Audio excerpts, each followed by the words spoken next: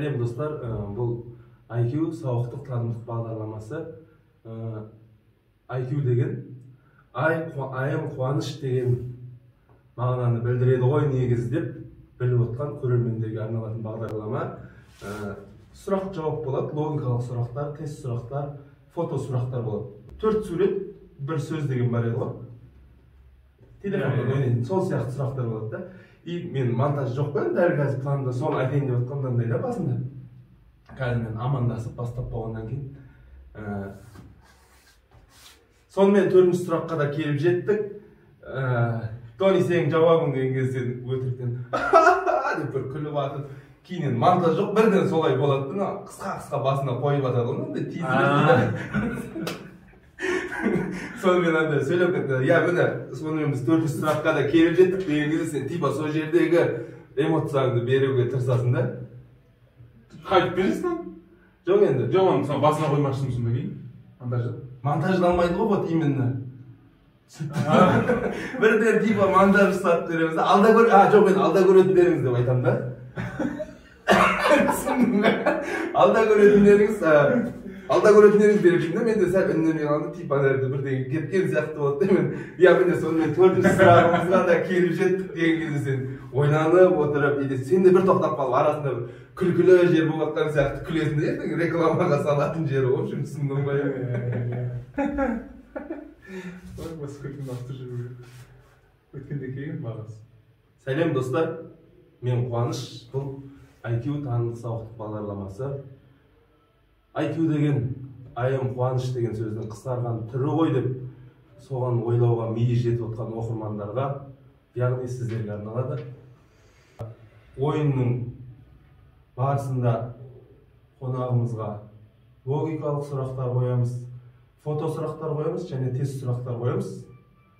Сол арқылы қонағымыздың ой өрісін, білім дәрежесін, деңгейін анықтауға тырысамыз. Бүгінгі біздің алғашқы түсіріліміміздің қонағы. Алғашқы. Маған ең қолжетімді адам. Менің бауырым, інім, нағашым. Данияр Барс, жұлдыз, намасы сұлғиғыш деп айтамын дедім да. Сұрақ қоямын, сұраққа дұрыс болмаса да өзіңнің вариантыңды ұсынып көресің да. Бұл дұрыс болу шарт емес. 5 сұрақ дайындалды бүгінгі бағдарламаға. Мен уже күліп жатырмын. IQ бойынша Қазақстан әлем бойынша салыстырғанда IQ-ден Қазақстан 47-ші орында. IQ деңгейі бойынша. Ең бірінші орында Япония. Мен сияқтылар қорқып жүрген. Екінші орында Корея. Біз 50-ліктің ішіндеміз. Япония бірінші орында, Корея екінші орында ма? Жалпы бұлай аймақпен алатын болсаң, бірінші орында Қытайдың бір ауданы. IQ өте жоғары. 5 сұрақ қоямыз. Әр сұраққа 20% деп есептейміз да, IQ-ді 5 сұрақ, 100% IQ. Сұрақтардың соңында сенің жауабыңнан кейін сол сұраққа қатысты бар әңгіме, факт, я болмаса бір соған қатысты езу тарса бір әзіл әңгіме айтамын. 5 сұрақтан кейін завершать етеміз, сенің IQ деңгейіңді білеміз. 0 болмайтын шығар деп ойлап тұрмын да. Мына жақтан шығарамын ғой? Жоқ, мен өзіміз дұрыс бұрысқа қарап санай саламыз да. Жалпы өткен аптада Лига Чемпион, Лига Европа футболдан ойындар өтіп білесің ғой, енді еркек жоқ қой, футболға қызықпайтын еркек жоқ деп ойлаймын да. Енді футболға қызықпаймын негізі. Білесің бірақ. Сен де бір клубқа жанкүйерсің. Ман-Ситиге жанкүйермін. Манчестер Ситиге, ағылшын премьер лигасындағы Манчестер Ситиге жанкүйерсің. Сен сол жанкүйерлік ететін клуб қазір ағылшынның премьер лигасында қаншасыншы орында тұр? Өзі жанкүйерлік болғанда мен уақытында болғанша қазір қарамаймын болғанша білесің. Мақұл, енді қазір Ситиге болеть етіп отырсың ғой мысалға да. Сол Манчестер Сити Қазақстанды қай командамен салыстырған болатын едің мысалға? Салыстырмаймын ешқайсысымен. Мен мысалы ордабасқа болеть етіп, шетелдік топ клубтардың ішінде, мысалы Ла Лигада болса, мен Атлетико Мадрид біздің ордабасыға ұқсайды деймін. Англияда болса, Челсиға ұқсатамын. Түсініп тұрмын ғой, бірақ біздің Қазақстанда кәдімгідей Ман-Сити сияқты қандай клуб бар? Күшті кәдімгідей. Дәл Ман-Сити сияқты неде жүреді? Ман-Сити сияқты былтырғы жылға дейін бізде Астана болды. таза ақшаның күшімен тұрған. Мысалы, ордабасының деңгейі бізде постоянно бестікте жүреді, бас жағында. Сен жаңа командаң сияқты, сол сияқты салыстырмалы түрде алғанда деп сұраған мен спорт тақырыбына негізі бірінші сұрақ соған дайындадым да. Өзіңді біліп отқанша спорт туралы әңгіме бастадым да, енді саған сұрақ қоямын мен, осы IQ-ға қатысы бар сұрақ. Кунлун Ред Стар клубы қай елдің атынан қай спорт түрінен бақ сынайды? Білмеймін, өтірік айтпай ақ қояйын. Кунлун Ред Стар. Ред Стар. Неміз бе? Германияның біріндегі несі емес бе? Онша емес, 3 жұлдызды командалардың біреу емес бе? Кунлун Ред Стар клубы қай елдің атынан қай спорт түрінен бақ сынайды? Қай спорт түрінен? Мақұл, футбол дейші мен де анық біліп тұрған жоқпын. Сонда да ата берейін, енді тисе терекке темесі тапқа ғой. Кунлун бір не қойдың? Германия или Англияның бір 3 жұлдызды бір ат шықпаған футбол клубтарының біреу қойдың? Кунлун Ред Стар деген Не ол өзі? континентальный хоккейный лигада Қытайлық Пекиннің атынан ойнайтын хоккей командасы. Футболдан әкеп ілінеді ау дедім де, осы хоккейді қойсам, футболды бұрағы қой дедім. Ең бірінші хоккейный матч 1875 жылы 3 мартта. Кәдімгі өзің құраған адам ұқсайды. Жоқ, ол іздеп таптым ғой. 3 мартта Виктория деген айдында ойналған Монреалда. Трус не играет в хоккей дейді. Қорқақтар хоккей ойнамайды деген бар да. Қорқақтар хоккей ойнамайды? Ja, хоккей өте опасный ойын ғой. 1875 жылдан 1950 жылға дейін хоккейистер шлемсіз ойнаған ешқандай қорғаныс құралдарынсыз хоккейді. 1875-те жаңа ойналды ғой матчымыз. Содан 1950 жылдары бедраларды қорғайтын 75 жыл ма? киімдер киіп 75 жыл ештеңкесіз ойнағанда сол кезде шыққан мақал сияқты қорқақтар хоккей ойнамайды. Қорқақтар да болғаннан ше ақымақтар деп айтса да болатын сияқты 75 жылдан кейін миына келген қорғану ше. Осы хоккейге қатысты бір әзіл таптым да. Вообще өміріне хоккейге қатысты анекдот оқымаған екенмін да, соққайын айтты, мың әзіл оқимын ғой. Тренердің туған күні болайын деп. Туған күні екен тренердің, матч күні ше. Матч күні ана командасын жігерлендірейін деп. Жігіттер, бүгін менің туған күнім, қалай да жеңіп, маған жеңіс сыйлаңдаршы деген ғой. Поздно ағай деп айтты. Неге поздно, әлі матч басталған жоқ қой десе. Сізге галстук алып қойдық ғой деп айтады. Екінші сұрақ, бір ағамыз айтты да, биылдыққа 3 күн ішінде 4 январь күнше. Сол сияқты бастағанымызға жарты сағат болды, әлі бір сұрақ. Жоғыңды бар қылатында әйел, бағына зар қылатында әйел, бағыңды жайнататында әйел, сорыңды қайнататында әйел дейді біздің қазақ. Сен бойдақсың, жасың 31-де. Үйленуге не кедергі болып жүр? Үйленуге аса бір ештеңе кедергі болады деп айтпаймын. Өзімнің қатты бір кіріспей жүргендігім шығар. Әлі де бір толыққан ше. Сен үйленбегеніңді біле ме? Кім біле ме? Үйленгенде керек жерің.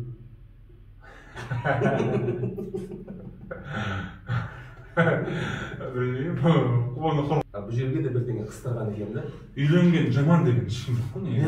Енді ана жаңағыдай әй дегенде әйінес атымыз бар ғой деп айтатын әйел емес, әй дегенде енді әйгерім деп айтуға да ерінетін боласың ба дейтін әйел бұйырса. Мен ойымда да бір көкеміз үйінде телефонын ұмытып кетті да. Кеткеннен кейін телефон шырылдапты да. Телефонда алмай 2 деп шығып тұр екен да. Енді әйел көрген қызғанады ғой әйел адам. Екінші қатынын 2 деп жазып қойдым екен деп. Алса ар жақтан банктен звондап жатыр екен да. Кредитіңіз қашан төлейсіз, күні өтіп кетті ғой деп ше. Көкем ана көпшілік жерде шырылдап қалса ұялып қалмайын деп звондайтын нөмірдің бәрін алма, 1 алма, 2 алма деп өзі де алмау керек деген есептен жазып қойған да, сөйтіп ұрынған екен да. Құдай ондай әйелден сақтасын. Саған сенімді, Oyun. сезіміңді бағалайтын, саған сенетін жар нәсіп етсін. Енді спорттан кейін сен бойдақ болғасын, арнайы осындай әйел тақырыбын қозғап, осы жаққа қарай ауысып жатырмын. Бұл қалай айтсам болады, логикалық сұрақ сияқты болады. Жаңағы факт сұрақ болды ғой, мынаншасыншы жылы мынандай матч деген сияқты. Енді логикалық сұрақ ауысып. Жаңағыны кесіп тастап сұрақтарын басынан қойсай, мен саған тарс жауап берейін бәрін. Жоқ, енді тұра берсін, қазір әдемілеп қалдырып аламыз. Нормально ғой, бәрін білу шарт емес. Бір екеуін білмей қалсаң да болады ғой. Әзілін өтпей қалдым деп алдым да. Жоқ, ол өту шарт емес. Жоқ, осы әзіленді ғой менде негізінде.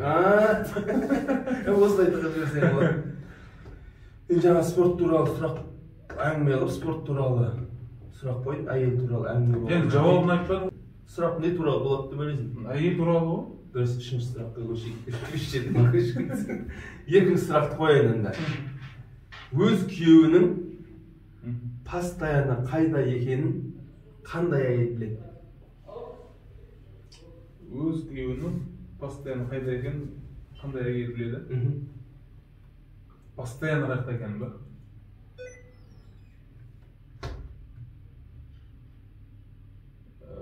Кім шығар? Қандай әйел болғанда? Өзінің әйелі білетін шығар. Барлық әйел біле бермейді ғой. Қандай әйел біледі? Өз күйеуінің постоянно қайда екенін қандай әйел біледі? Қандай ізденімпаз әйел білетін шығар. Сұрағы көп ше. Варианттар болса айта бер, может біреу түсіп қалар, сәл күте тұрайын, асығыс жоқ.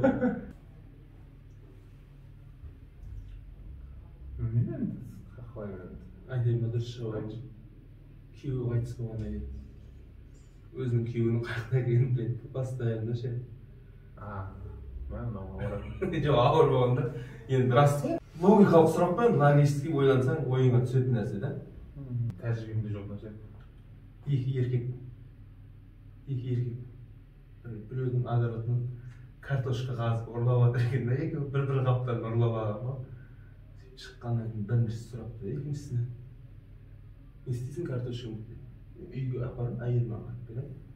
Соғар жарқып қуырып береді, соңынан анаған риза болып түнде рахметін айтады десе, сен не істейсің деп сұраған ғой дейді. Білмеймін, мен сатам ба деп ойлап жүрмін, сенің әйеліңе апарсам ба деп тұрмын деп түсіндің ба сразу сөйлеп. Енді үшінші сұраққа көшейік. Формат басқаша.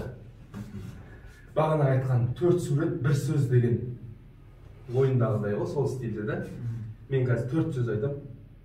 Сол 4 сөзден ортақ бір жауап шығарасың. Да? Келістік қой? Мысалға. 4 жігіттің суреті. Бірінші сурет. 4 жігіттің суреті. Бірінші сурет деді да. И $400 суреті екінші суретте. Үшінші суретте 2 қыздың суреті. Төртінші суретте 2 сағаттың суреті. Соған ортақ не деп ойлайсың саған? Жоқ, күліп атсаң соны айтшы соны саған. Кепті ма біліп тұрсың ғой, білмеймін да. $100 ба? Мен осындай сияқты ортақ нәрсе бұл жерде саунада. Негізі жауабы да. Мышление жақсы. Мен күтпедім, сен таптың, бірақ ырза болдым. Ондай жақсы емес нәрсе. Жақсы емес нәрседен жақсы білесің ғой, иә. Онда келесі суретке көшейік, сұраққа көшейік сразу. 4 сурет суреттеймін, соған қасыз бірден айтасың. Ат, жүргізуші, ведущий, жәшік и рулетка, барабан. Казинода алдай. Ат, жүргізуші, жәшік и рулетка. Ат, жүргізуші, жәшік, рулетка. Ат, жүргізуші, жәшік, рулетка, жәшік.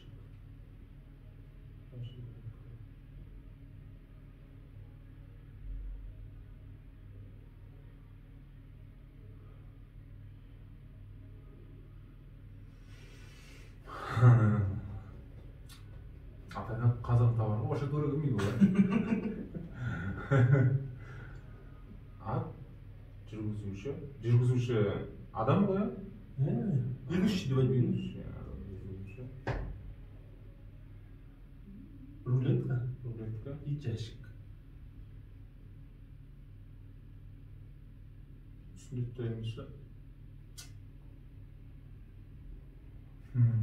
Ой, сағындасың бірден қойға шаптым.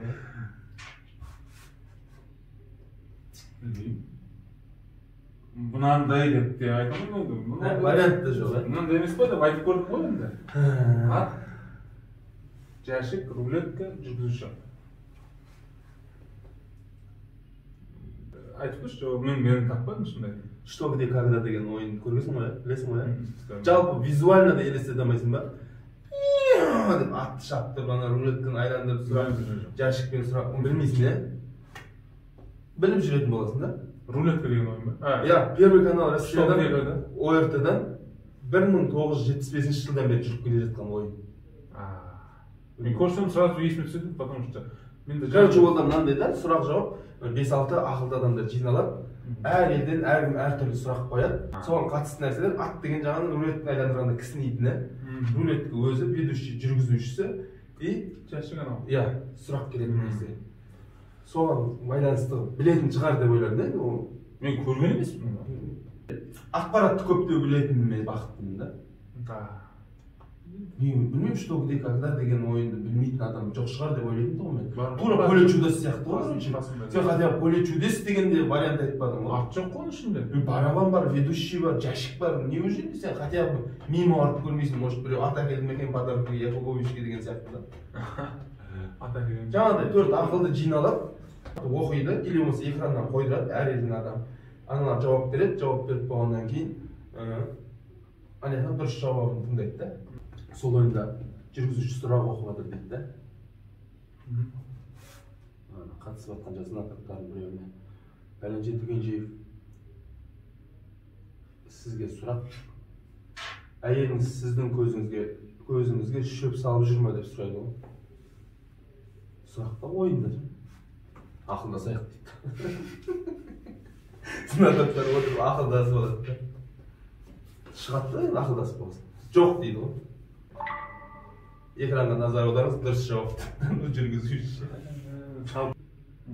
Дайынсың ба? Иә. Мен просто егіп жатсың ба? Бастай береміз ба? Бірінші сурет, в общем, енді жаңа да бұл да тағы сол сурет қой. Сол сияқты, бірақ 4 сөз айтамын ғой, содан бір ортақ сөз айтасың, сурет айтпайсың, сөз айтасың. Енді өзің елестетіп сурет қылам десең де болатын нәрсе да. Марс біріншісі, екіншісі Юпитер, үшіншісі Жер, төртіншісі көмір.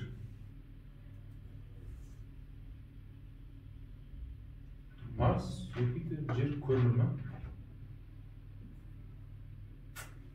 Ойла.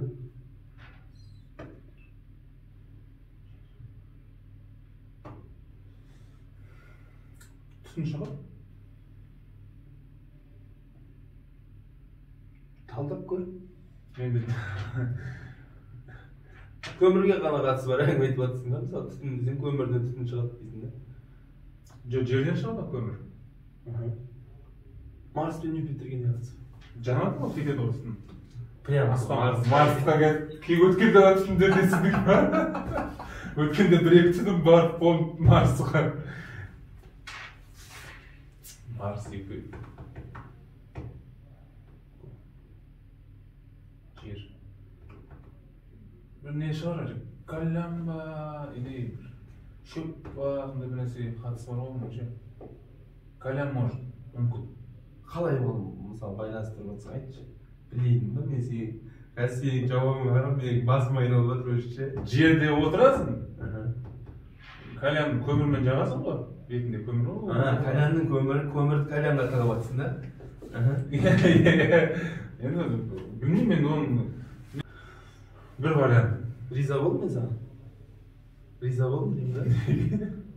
Құр қарап отты, әйтеуір бір варианттар тауып жатқаныңа ше. Дұрыс жауап болмаса да. Дұрыс емес қой негізі? Иә, дұрыс емес. Марс, Юпитер, Жер, кальян деген қалай? Көмір. Бірден кальян ба? Көмір.